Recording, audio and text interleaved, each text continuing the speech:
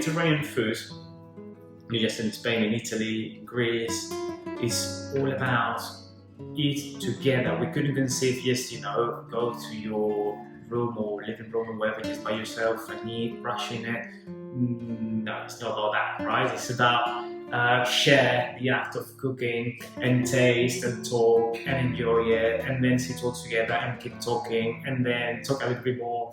We're very talkative in this. It's a very traditional market, trail market, 200 years actually. So normally you go to the vendors that your grandma used to go. So they know you, they know how you want your stuff. The guy with the fruit, for example, Jose and Miguel, they know exactly how I want my tomatoes and they're picking on that. All of the market, I must say, all of the vendors, they have amazing produce.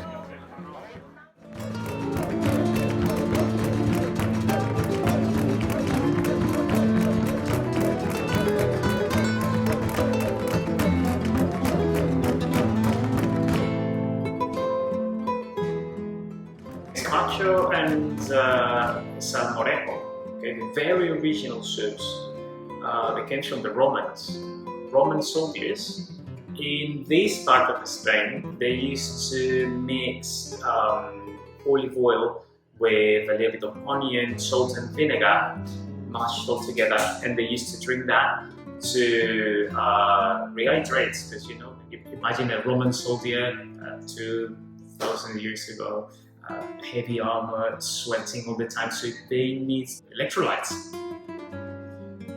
But then, after Columbus, people in Spain started adding tomatoes to those kind of soups, and looking a bit more for not just the nutritious part of it, but the taste as well.